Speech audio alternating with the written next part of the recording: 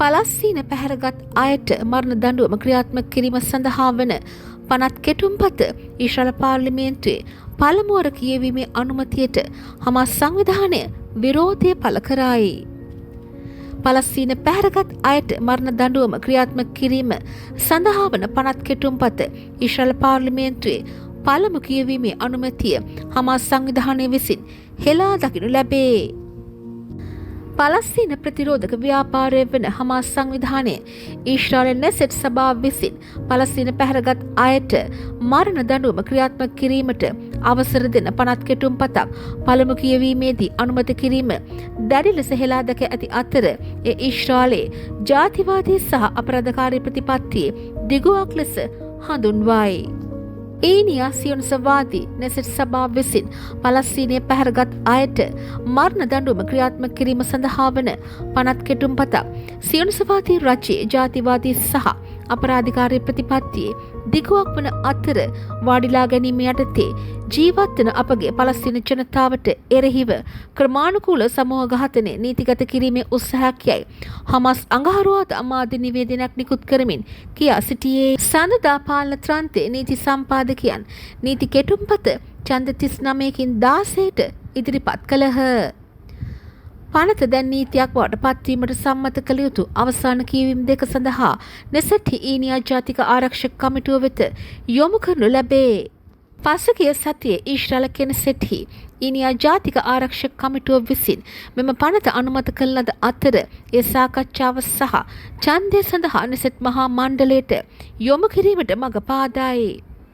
Hamas සංවිධානය මෙම පනත ෆැසිස්ට්වාදී සහ දුක්ඛිත බව පැවසූ අතර ජාත්‍යන්තර මානුෂීය නීතිය සහ මානව හිමිකම් මූලධර්ම ඇතුළු ජාත්‍යන්තර නීති සහ සම්මුතින් විවෘතව උල්ලංඝනය කිරීම සම්බන්ධයෙන් ඊශ්‍රායලයට දෝෂාරෝපණය කළේය. මෙම භයානක ජාතිවාදී වාඩිලා ගැනීමේ නීතිය හෙලා දකින ලෙසත් මෙම වංචනික සියොනිසවාදී ආයතනයට එරෙහිව වැළැක්වීමේ සම්බාධක පැනවීමටත් මෙම පනත අවලංගු කිරීමට බලපෑම් කරන ලෙසත් අපි ජාත්‍යන්තර ප්‍රජාව එක්සත් ජාතීන්ගේ සංවිධානය සහ සියලු අයිතිවාසිකම් කණ්ඩායම් වලින් ඉල්ලා සිටිමු යනුවෙන් එම කණ්ඩායම තවදුරටත් පැවසීය.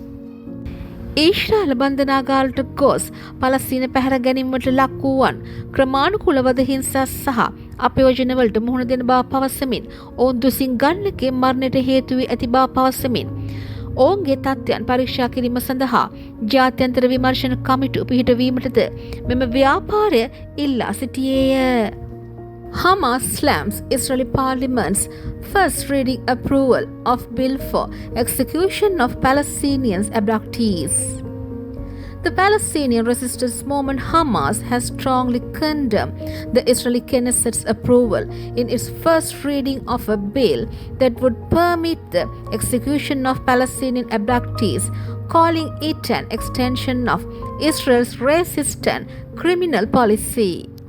The so-called Zionist Knesset's passing of a bill in its first reading for the execution of Palestinian abductees is an extension of the Zionist government's racist and criminal policy and an attempt to legalize systematic mass killing against our Palestinian people living under occupation, Hamas said in a press statement on Tuesday.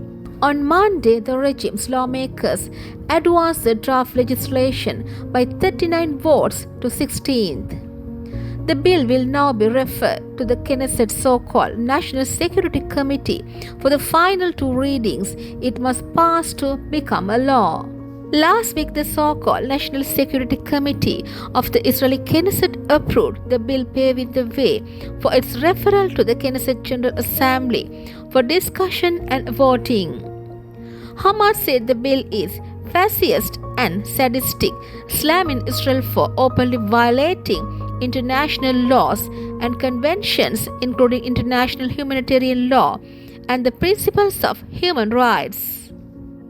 The group said, "We call on the international community, the United Nations, and all rights groups to condemn this dangerous racist occupation legislation, impose deterrent sanctions on the rough Zionist entity, and pressure it to rescind this bill." The movement also demanded the establishment of international investigation committees to visit Israeli prisoners and examine the conditions of Palestinian abductees, saying they face systematic torture and abuse that has led to the deaths of dozens of them. Thank you for joining us.